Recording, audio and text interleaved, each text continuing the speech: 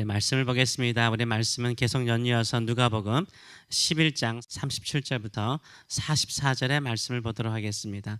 오늘 이 말씀을 가지고 보이지 않는 내 마음을 씻으라, 보이지 않는 내 마음을 씻으라 라는 제목으로 같이 은혜를 나누기를 원합니다. 우리는 다른 사람이 나를 어떻게 볼 것인가 여기에 신경을 많이 쓸 때가 있습니다. 옷을 입거나 화장을 하거나 머리를 정리할 때 다른 사람이 나를 어떻게 볼 것인가 신경 쓰지 않습니까? 물론 사람들은 우리의 외모를 봅니다. 왜 그렇습니까? 우리의 내면을 볼 수 없기 때문입니다. 그러나 하나님은 우리의 겉뿐만 아니라 내면도 보신다라고 말하고 있습니다. 사무엘상 16장 7절 말씀 보게 되면 내가 보는 것은 사람과 같지 아니하니, 사람들은 외모를 보지 않습니까? 사람과 같지 아니하니 사람은 외모를 보거니와 나 여호와는 중심을 보느니라, 마음의 중심을 보신다라고 우리 주님께서 말씀하셨습니다. 예수님께서도 사람의 겉모습뿐만 아니라 내면을 보신다라고 오늘 본문은 강조하고 계십니다. 한 바리새인이 예수님을 자신의 집 정심 식사에 초대를 했습니다. 이 당시에는 여러분도 알다시피 하루에 2끼를 식사를 했다고 합니다. 그래서 일종의 아침 겸 정심인 나점이었던 것이죠. 이때 여러 바리새인들과 서기관들, 율법 교사들이 함께 그 식사 자리에 있었습니다. 이때 예수님께서 식사하시기 전에 손을 씻지 않으신 것이었어요. 그래서 식사 전에 손을 씻지 않는 것이 이 예수님을 초대한 바리새인의 눈에는 매우 불쾌하고 이상하게 여겼던 것입니다. 이것을 예수님께서 감지하시고 바리새인의 외식에 대해서 아주 확고하게, 아주 신랄하게, 그리고 직선적으로 이들이 모욕감을 느낄 정도로 혼내십니다. 이것을 보게 되면 예수님께서 식사 전에 손을 씻지 않으면 바리새인들이 어떻게 반응을 보일 것인가를 예수님께서 아셨던 것 같아요. 그래서 의도적으로 식사 전에 손을 씻지 않으셨던 것처럼 보입니다. 37절에서 39절의 말씀을 보게 되면 예수께서 말씀하실 때 한 바리새인이 자기와 함께 정심 잡수시기를 청함으로 들어가 앉으셨더니 잡수시기 전에 손을 씻지 아니하심을 그 바리새인이 보고 이상히 여기는지라. 주께서 이르시되 너희 바리새인은 지금 잔과 대접의 겉은 깨끗이 하나 너희 속에는 탐욕과 악독이 가득하도다라고 말씀하세요. 예수님께서 차려놓은 잔치상에 놓여 있는 깨끗한 잔과 대접을 보시면서 말씀을 하고 계시는 거예요.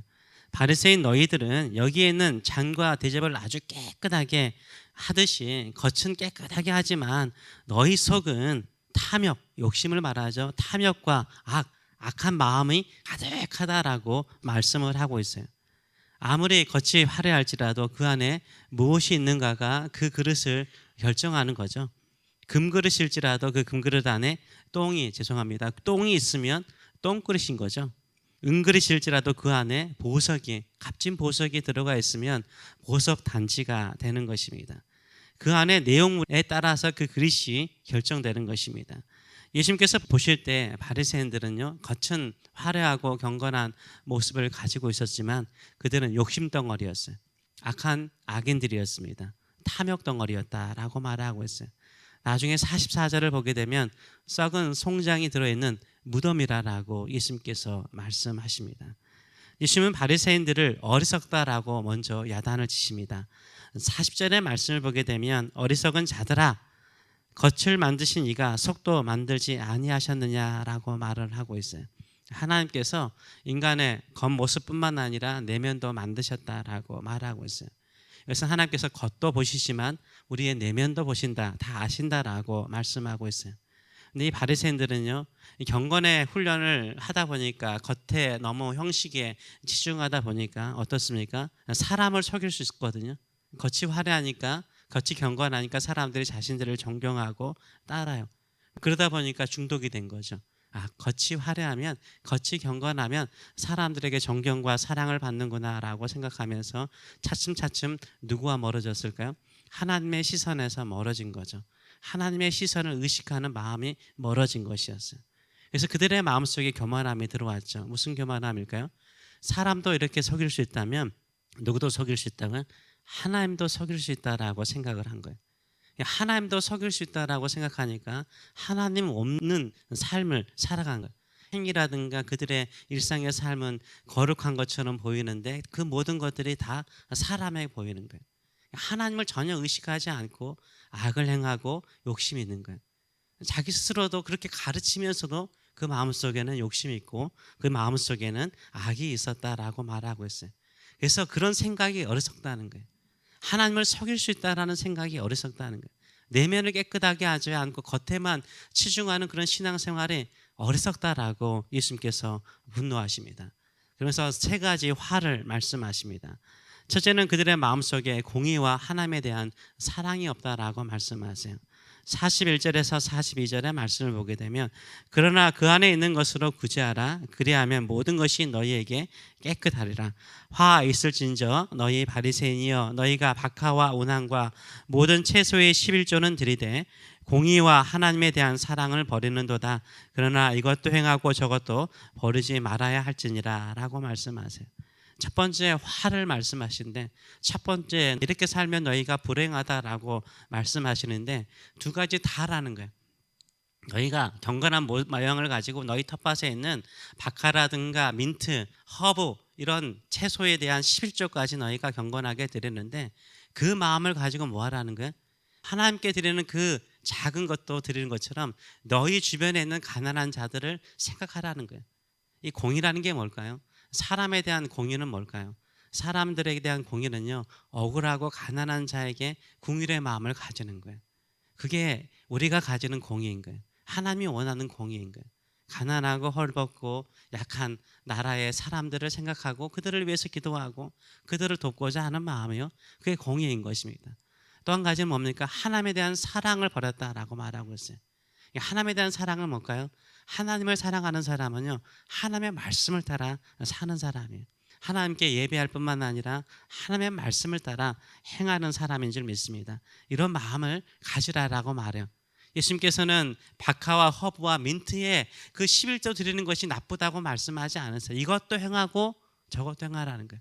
겉도 그렇게 깨끗하다면 너희의 내면도 공의와 사랑으로 채우라라고 말씀하고 있습니다.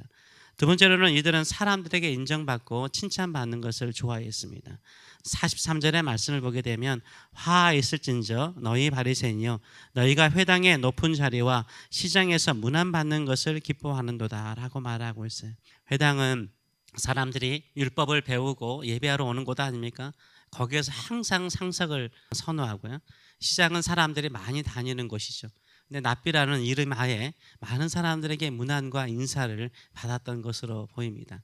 우리 연예인들도 인기를 막 누리고 난 다음에 인기가 떨어지면 어떻습니까? 그냥 거의 우울증이라든가 약에 매어 사는 경우가 참 많습니다. 이게 보이지 않게 연예인들만 있을까요? 우리에게도 있어요. 우리에게도. 목사들에게도 있고요. 교회 지도자들에게도 있어요. 인정받으면요, 이게 중독이 돼버려요. 그게 없으면 허전하거든요. 허전하니까 더 인정받고자 외식적인 행동을 할 때가 참 많아요. 이게 우리의 신앙을 죽여버립니다. 우리의 믿음을 죽여버려요. 결국 하나님을 의식하지 않고 사람을 의식하게 만든다라고 말하고 있어요. 세 번째로는 더 심한 말씀을 하십니다. 너희 속은 썩고 부패한 시체라고 말씀하세요. 44절의 말씀을 보게 되면 세 번째 화를 말씀하시는데 화 있을진저 너희여 너희는 평토장한 무덤 같아서 그 위를 밟는 사람이 알지 못하느니라 라고 말하고 있어요. 무덤이래요.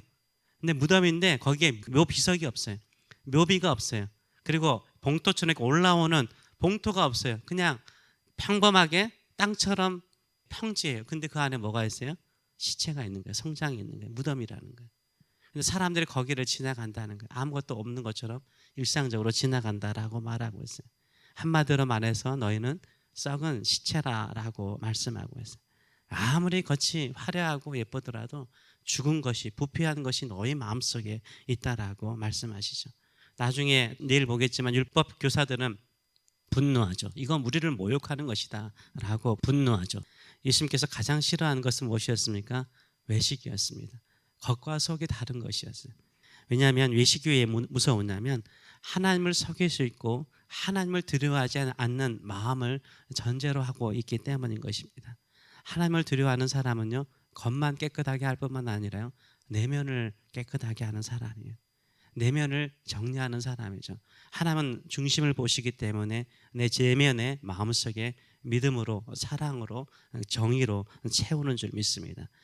예수님께서 이렇게 바리새인들에게 경고, 이렇게 심한 말을 하는 이유는 뭘까요? 저는 사랑하기 때문이라고 생각을 해요. 히브리서 12장도 그렇잖아요. 사랑하는 자식에게 매를 드는 거예요. 엄하게 하는 거예요. 저 밖에 있는 사람들 자녀들에게 말하지 않아요. 엄하게 경고하세요. 아는데 뭔가 열심은 있는데 내면이 더러운 거예요. 좀 거기만 씻으면, 하나님을 두려워하는 마음이 진정으로 그들 내면 안에 있으면 새로워 줄 수 있고 하나님께 귀하게 쓰임 받을 수 있는 거죠. 그런데요, 이 바리새인 가운데 한 사람이 쓰임 받죠. 신약 성경의 절반을 쓴 사람이에요. 사도 바울이요. 사도 바울은요, 바리새파 사람이죠. 바리새파 사람이에요. 근데 예수 그리스도를 만나고 예수 그리스도가 그 마음속에 가득 채워지니까 새로운 인생을 살았어요. 하나님의 나라를 위해서 얼마나 귀하게 쓰임 받았는지 모릅니다. 우리 마음속에 다시 한번 예수 그리스도를 새롭게 만나고 그 사랑, 그 십자가, 그 부활의 능력으로 채워진다면 더 아름다운 인생, 더 멋진 인생, 우리의 경건의 모양뿐만 아니라 경건의 능력을 가지고 쓰임받는 인생이 되는 줄 믿습니다. 이런 믿음으로 주 앞에 나가시는 저와 여러분 되시길 축원합니다. 기도하겠습니다. 살아계신 하나님 아버지, 어느 순간 우리도 종교 생활에 얽매일 때도 있고 또 사람들이 인정하고 칭찬받다 보면 거기에 또 매어 살 때가 참 많습니다. 우리가 사람의 시선에 매어 사는 인생이 아니라 늘 우리의 모든 것을 보시고 내면까지 보시고 중심까지 보시는 하나님을 늘 생각하며 하나님의 기쁨이 되는 저희들의 삶들 될 수 있도록 축복하여 주시옵소서. 하나님께서 인정하시고 또 하나님께서 기뻐하시고 또 하나님께서 깨끗한 그릇에 좋은 것을 두기를 기뻐하는 사람의 마음처럼 우리의 마음속에 하나님의 꿈을, 하나님의 비전을, 하나님의 계획을 두시어서 우리와 우리 집안과 우리 교회가 하나님의 영광을 위해서 귀하게 쓰임받을 수 있도록 축복하여 주시옵소서. 우리 주 예수 그리스도의 보혈로 정결하게 하여 주시옵소서. 예수님의 이름으로 기도하옵나이다. 아멘.